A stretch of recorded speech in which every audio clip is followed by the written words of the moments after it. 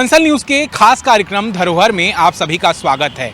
आज हम छत्तीसगढ़ की धरती का एक ऐसा मंदिर आपको दिखाने जा रहे हैं जो सिर्फ अपनी आस्था के लिए ही नहीं बल्कि अपनी अनेकों प्राचीन कहानियों के लिए जाना जाता है।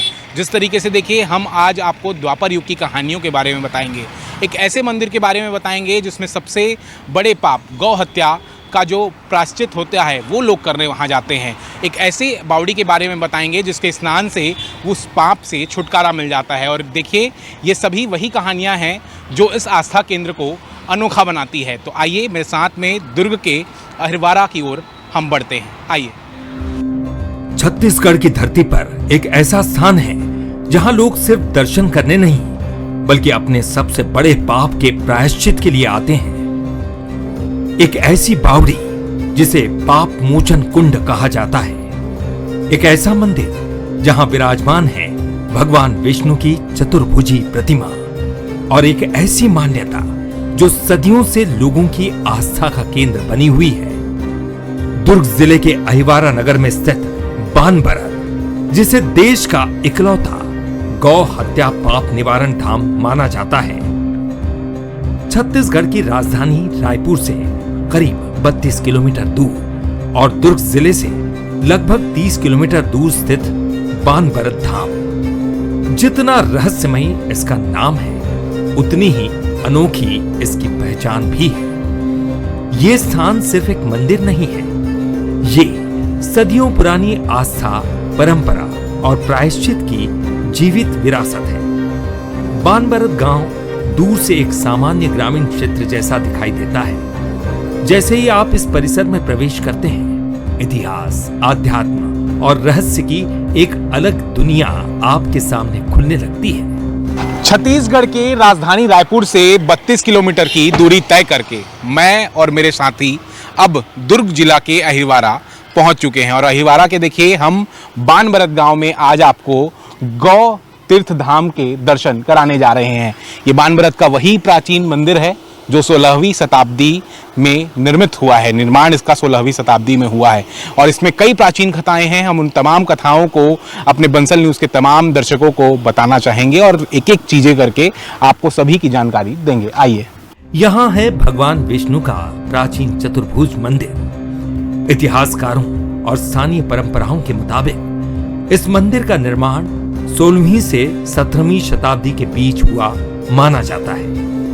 मंदिर की वास्तुकला आज भी लोगों को आश्चर्यचकित कर देती है। पत्थरों पर उकेरी गई बारीक नक्काशी, प्राचीन शिल्पकला और गर्भगृह में स्थापित भगवान विष्णु की भव्य प्रतिमा, सब कुछ अपने आप में अद्भुत है। मंदिर की एक और विशेषता है कि इसके शिखर पर कलश स्थापित नहीं है, जो इसे बाकी मंदिरों से अलग पहचान देता है। देखिए, बानबरद मंदिर के अंदर अब मैं पहुंच चुका हूं और यहाँ की जो तस्वीर हम देख पा रहे हैं वो अपने आप में आश्चर्यचकित हमें करता हुआ साफ तौर पर नजर आ रहा है। 6 स्तंभ आपको नजर आ रहे होंगे, 6 स्तंभ, जिसके इसी आधार पर इस पूरे मंदिर को देखिए जो निर्माण हुआ है, वहाँ से इसकी आप जो कलाकृति देखें तो इन्हीं स्तंभों पर ये मंदिर टिका हुआ है। आप देख सकते हैं और इन स्तंभों की भी अपनी एक विशेष कहानी हमें देखने को मिल रही है। इन स्तंभों में आप बजरंगबली को देख सकते हैं। आप देखिए साफ तौर पर यहाँ पर बजरंगबली की जो प्रतिमाएं हैं वो उकेरी गई हैं। नक्काशी आप देखिए इस मंदिर की 16वीं 17वीं शताब्दी की जो नक्काशी है वो इस मंदिर में साफ तौर पर देखने को हमें मिल रही है। वास्तुकला का सुंदर उदाहरण इस मंदिर में हमें देखने को मिल रहा है। इसकी कहानी काफ़ी प्राचीन है। अगर कहानियों की मैं बात करूं, इसे भी हम विशेष तौर से जानते हुए नजर आएंगे। मंदिर के पुजारी हैं, वैष्णव जी हैं, हम इनसे बातचीत करेंगे और मंदिर का इतिहास जो रहा है उसके बारे में जानेंगे। वैष्णव जी, बंसल न्यूज़ के कार्यक्रम में धरोहर में स्वागत है। क्या प्राचीन कहानी है इस पूरे मंदिर की, क्या विशेषता है? मैं रमाकांत वैष्णव। ये चतुर्भुजी भगवान है, चतुर्भुजी भगवान है ये, और अष्टभुजी भी इनमें। तो ये बहुत जमाने का 16वीं शताब्दी का ये मंदिर है। ये शताब्दी का ये मंदिर है। विष्णु जी, विष्णु जी को बाणासुर जी ने इनको स्थापित किया यहाँ पे। तो किसी ज़माने में 6 महीने के दिन 6 महीने का रात होता था। उस 6 महीने के रात में ये मंदिर यहाँ पे बना है और भगवान को, विष्णु भगवान को यहाँ स्थापित किया है बाणासुर जी ने। कहते हैं किसी ज़माने में बाणासुर और विष्णु भगवान का बहुत युद्ध हुआ था। तो युद्ध में लड़ते लड़ते लड़ते लड़ते बाणासुर जी पराजित हो गए, और पराजित होने के बाद में फिर उसने क्या किया, जो विष्णु भगवान थे, कृष्ण भगवान थे, उनके पूरे गायों की हत्या करना चालू कर दिया। हत्या बहुत किया उसने। उसके बाद में उसको कुछ लगा होगा, उसने शंकर जी का बहुत बड़ा भक्त था वो बाणासुर, तो शंकर जी भगवान के पास गए और उनको बताया ऐसी स्थिति। तो शंकर भगवान ने बोले आप तो बहुत बड़ा अपराध किए हैं, गौ हत्या बहुत बड़ी पाप होती है, तो इसके लिए आप जाइए फिर भगवान के शरण में और उनसे क्षमा याचना कीजिए। बाणासुर जी ने फिर उनके पास गया, क्षमा याचना किया। फिर कृष्ण भगवान, विष्णु भगवान बोले कि आप इस जगह पे जाओ, यहाँ पे कुंड है, वहाँ पे मूर्ति है, उसको निकाल के वहाँ पे स्थापित कीजिए। तो ये मान्यता है। कहते हैं कि तो फिर उस समय आया, फिर उससे स्थापित किया, कुंड से निकाल के फिर उसने मुंडन हुआ, विधिवत कुंड में स्नान किया। स्नान करने के बाद में यहाँ पे भगवान के पास पूजा पाठ किया, तो उसके पाप से मुक्ति मिला। तब से ये उसने प्रसिद्ध कर दिया कि जिस भी इंसान से जाने अनजाने में गौ हत्या होता है तो वो आदमी यहाँ पे आएगा, मुंडन होगा, कुंड में स्नान करके विधिवत भगवान के सामने बैठ के पूजा पाठ करेगा, तो उसके पाप से मुक्ति मिलेगा उसको। बानभरत केवल एक मंदिर नहीं है, ये प्रायश्चित की एक जीवित परंपरा है। स्थानीय मान्यता के मुताबिक द्वापर युग में भगवान कृष्ण और राक्षस बाणासुर के बीच भयंकर युद्ध हुआ था। युद्ध में हार निश्चित देखकर बाणासुर ने छल का सहारा लिया और भगवान कृष्ण की गायों को मारना शुरू कर दिया। जब उसे अपनी गलती का एहसास हुआ तो वो भगवान कृष्ण के चरणों में पहुंचा। उसने गौ हत्या के पाप से मुक्ति का उपाय पूछा। तब भगवान कृष्ण ने उसे बानभरत पहुंचकर एक बावड़ी की खुदाई करने का निर्देश दिया। कहा जाता है कि खुदाई के दौरान भगवान विष्णु की प्रतिमा मिली। बाणासुर ने उसी प्रतिमा को स्थापित कर मंदिर का निर्माण कराया। इसके बाद उसने कुंड में स्नान और पूजा की, तभी उसे गो हत्या के पाप से मुक्ति मिली। तब से यह स्थान प्रायश्चित धाम के रूप में प्रसिद्ध हो गया। अब वक्त हो चला है भगवान विष्णु के भोग का। भोग का समय है और भगवान विष्णु को भोग प्रसादी जो है वो लगाई जा रही है। मंदिर के जो पुजारी हैं वो भगवान विष्णु को भोग लगाते हुए आपको नजर आएंगे। आप देखिए, भोग में हमें दाल, चावल और सब्जी नजर आ रही है। हम इसको लेकर भी बातचीत करेंगे महाराज से। ये भोग काफी प्रिय है ऐसा नजर आ रहा है, और जिस तरीके से तुलसी दल भी जो है वो भी हमें यहाँ पर नजर आ रही है। क्या कुछ बताएंगे, किस तरीके का भोग भगवान को प्रिय है? भगवान को दाल भात सब्जी सब प्रिय है। केला प्रिय है भगवान जी को, और विशेष रूप से मौका पे 56 भोग भी लगाया जाता है। मेला है, कुछ भी और है, राम जन्मोत्सव जैसे होता है उस समय भी सब लगाया जाता है यहाँ पे। हाँ, नवरात्रि वगैरह विशेष इस पर्व में 56 भोग भगवान को लगाया जाता है। और नॉर्मली रोज तो अपन जो चावल दाल सब्जी खाते हैं उनको भोग लगाते हैं। ऐसा इसमें ऐसा कुछ विशेष नहीं है करेला का आज भोग लगाया जाए। जो सब्जी बन गया भगवान को खिलाना है, उसके बाद फिर हम लोग सबको खाना है। मंदिर के पास मौजूद है एक विशाल सीढ़ीदार बावड़ी, जिसे पाप मोचन कुंड कहा जाता है। स्थानीय मान्यता है कि इस कुंड में स्नान और भगवान विष्णु की पूजा करने से गौ हत्या के पाप से मुक्ति मिलती है। यही वजह है कि बानभरत को देश का इकलौता पाप प्रायश्चित धाम कहा जाता है। हिंदू मान्यताओं के मुताबिक गौ हत्या को महापाप माना गया है। बानभरत में इस पाप के प्रायश्चित की एक विशेष परंपरा है। मान्यता के मुताबिक जिस व्यक्ति पर गौ हत्या का दोष लगता है उसे 21 दिनों तक गांव और घर से बाहर रहना पड़ता है। इस दौरान वो भिक्षा मांगकर अपना जीवन यापन करता है। 21 अलग अलग गांवों से भिक्षा लेने के बाद वो बानभरत पहुंचता है, जहां मुंडन, स्नान और विशेष पूजा के बाद उसका प्रायश्चित पूर्ण माना जाता है। इसके बाद सामूहिक भोज कराया जाता है और व्यक्ति को फिर से समाज में शामिल किया जाता है। इस वक्त मैं बानभरत के उसी पाप मोचन कुंड के पास मौजूद हूं, जिसके बारे में मान्यता यही है कि इसमें स्नान करने से महापाप गौ हत्या से भी मुक्ति मिल जाती है। आप देखिए, आपको बड़े अक्षरों में गौ तीर्थ धाम बानभरत लिखा हुआ आपको नज़र आ रहा होगा और यह कुंड आपको नज़र आ रही होगी और इसके ऊपर में आप देखिए गाय की आकृति और प्रतिमा भी आपको नज़र आ रही है। कई मान्यताएं हैं इस कुंड को लेकर और उसके ठीक ऊपर आपको विष्णु जी का वह भव्य मंदिर भी नज़र आ रहा होगा।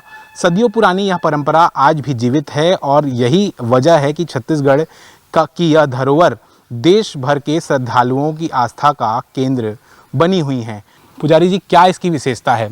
महत्वता तो हमने सुना है कि यहाँ स्नान करने से पापों की से मुक्ति मिलती है। गौ हत्या जो सबसे बड़ा पाप माना जाता है सनातन धर्म में। ये गौ तीर्थ धाम बानभरत है। यहाँ गौ हत्या जिनसे भी होता है, किसी भी जाने अनजाने से, और गौ हत्या हो जाता है, वो इंसान यहाँ पे आते हैं, मुंडन होते हैं, कुंड में स्नान करते हैं। स्नान करने के बाद में मंदिर में भगवान के सामने बैठ के विधिवत पूजा पाठ करते हैं।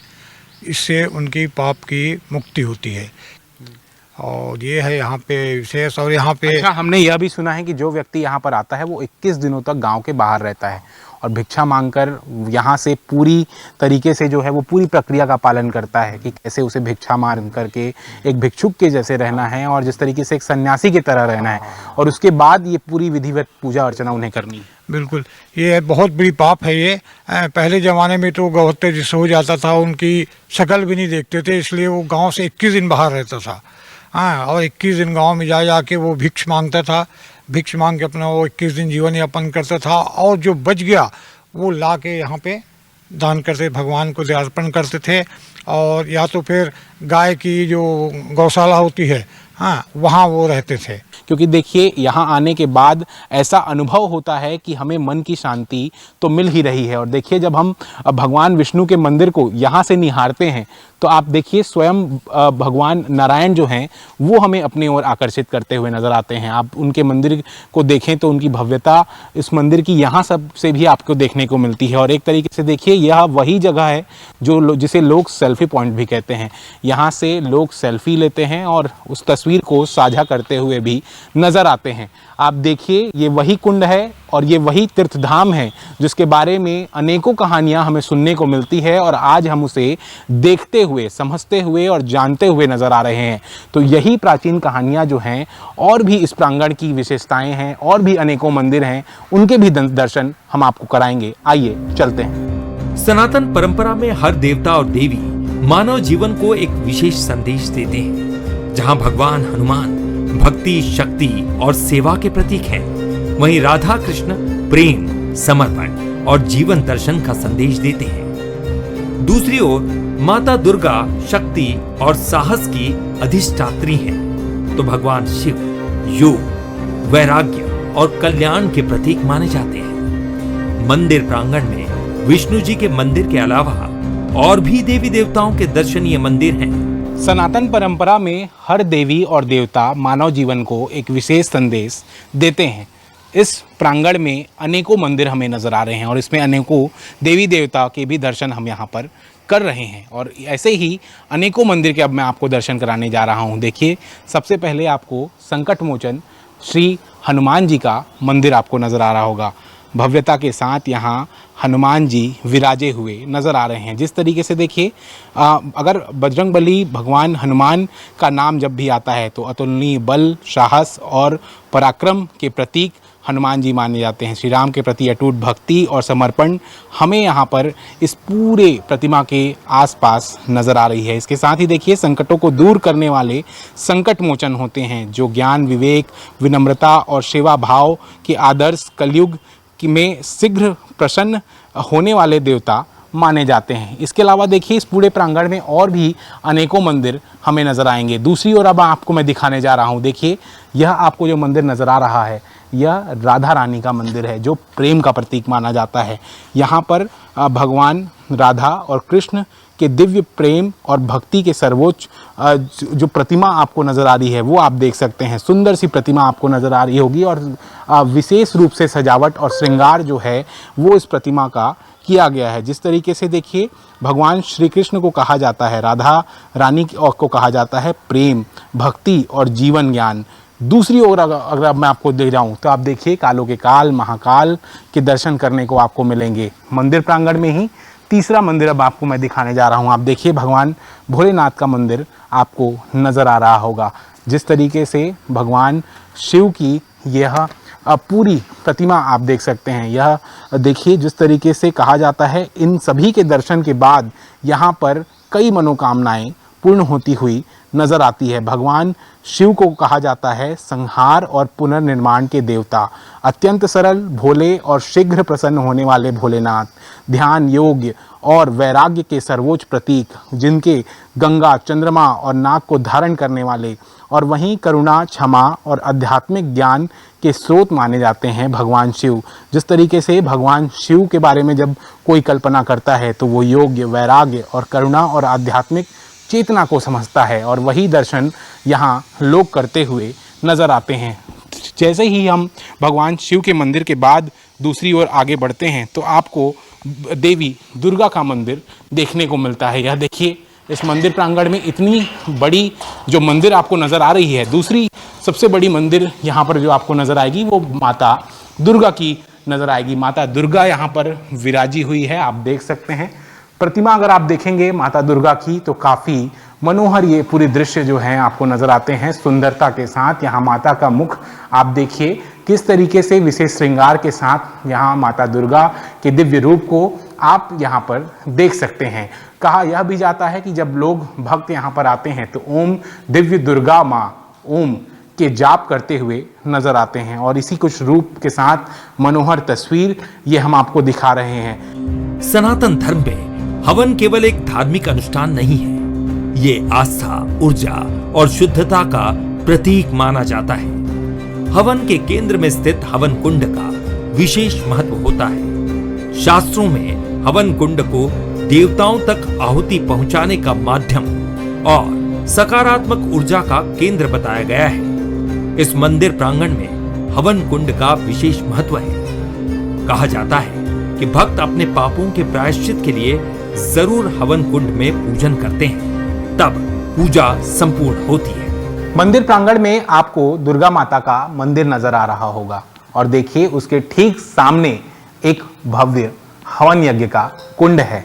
कहा यह भी जाता है कि जब लोग अपने पापों का पश्चाताप करने जब इस मंदिर में पहुंचते हैं तो इसी हवन यज्ञ कुंड में वो हवन की आहुति देते हैं। और जिस तरीके से सनातन धर्म में हवन कुंड श्रद्धा, शुद्धता और आध्यात्मिकता, ऊर्जा का प्रतीक माना जाता है। मान्यता है कि इसकी पवित्र अग्नि में दी गई आहुति न केवल देवताओं को समर्पित होती है बल्कि मानव जीवन में सुख, शांति और समृद्धि का मार्ग भी प्रशस्त करती है।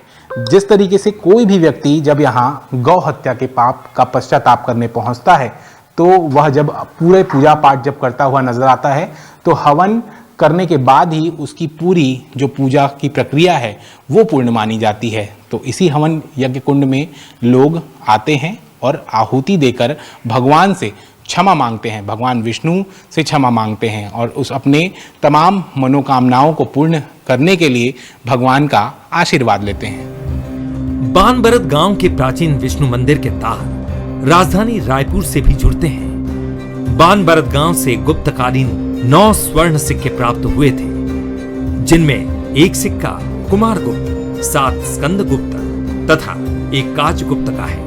ये सभी सिक्के वर्तमान में महंत घासीदास स्मारक संग्रहालय में सुरक्षित हैं। मंदिर दर्शन के बाद देखिए हम कुछ श्रद्धालुओं के साथ बैठे हुए हैं जो इस मंदिर के दर्शन करने के लिए पहुंचे हुए थे। हम इनसे पूछेंगे कैसा लगा उन्हें घूमकर मंदिर प्रांगण में, क्या आपका एक्सपीरियंस था मंदिर को लेकर, क्योंकि जिस तरीके से भव्यता हमें उस मंदिर की नज़र आई, विष्णु मंदिर की, कुंड को हमने देखा, जाना, और भी चीज़ें हमने देखी और भी मंदिर देखा, कैसा लगा आपको?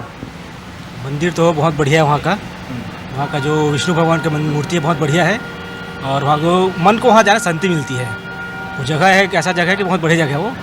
तो आप तो क्या आपको पता ही हो, आप तो वहाँ घूम के आए हो, तो हम चाहते हैं लोग वहाँ जाए, देखे, बढ़िया जगह है, अच्छी जगह है, बताइए सर आप।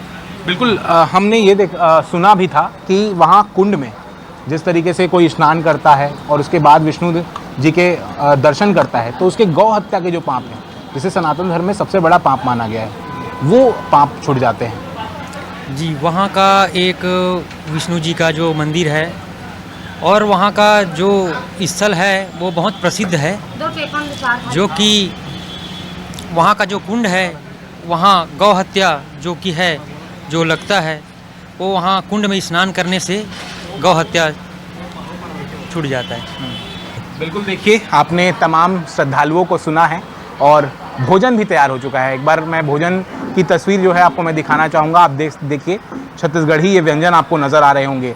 इसमें कढ़ी का साग आपको नज़र आ रहा होगा, लाई बड़ी बिजौरी आपको नज़र आ रही होगी और भी अन्य चीज़ें आपको नज़र आ रही होंगी। और रायपुर में हम इस वक्त इसलिए ही हैं क्योंकि जो दुर्ग की जो ये पूरी कहानी है वो कहीं ना कहीं रायपुर से जुड़ी हुई है, क्योंकि जो 9 सिक्के उस समय मिले थे वो इस गुरघासीदास संग्रहालय में सुरक्षित रखे हुए हैं। आस्था, प्रायश्चित और प्राचीन परंपराओं का अनूठा संगम है बानबरद, एक ऐसा स्थान जहां इतिहास, पौराणिक कथाएं और लोक विश्वास आज भी एक साथ सांस लेते दिखाई देते हैं। यही वजह है कि छत्तीसगढ़ की सांस्कृतिक विरासत में बानबरद का स्थान विशेष माना जाता है। आस्था, प्राचीन परंपरा और परंपराओं का अनूठा संगम है बानबरद। बानबरद की अनेकों विशेषताएं हमने आज यहाँ पर देखी हैं। एक ऐसा स्थल जहाँ इतिहास, पौराणिक कथाएं और लोक विश्वास आज भी एक साथ सांस लेते दिखाई देते हैं। यही कारण है कि छत्तीसगढ़ की संस्कृति विरासत में बानबरद का स्थान बेहद विशेष माना जाता है। और जिस तरीके से यहाँ की जो कथाएं हमने देखी, हमने सुनी, हमने उन चित्रों को देखा, तब हमें वह खुद यही यकीन हुआ कि यहाँ पर जब लोग आते हैं तो जो उनकी मनोकामनाएं होती हैं वो संभवतः पूर्ण होती होंगी। जिस तरीके से प्राचीन कथाओं से यह पूरा जो जगह है वो हमें देखने को मिला है, और इसी तरीके से अन्य और दूसरे जगहों पर हम आपको दर्शन कराएंगे अपने विशेष कार्यक्रम धरोहर में। फिलहाल के लिए हम इजाज़त चाहते हैं। कैमरा पर्सन दीपक के साथ अनंत शर्मा, बंसल न्यूज़, दुर्ग, अहिरवारा।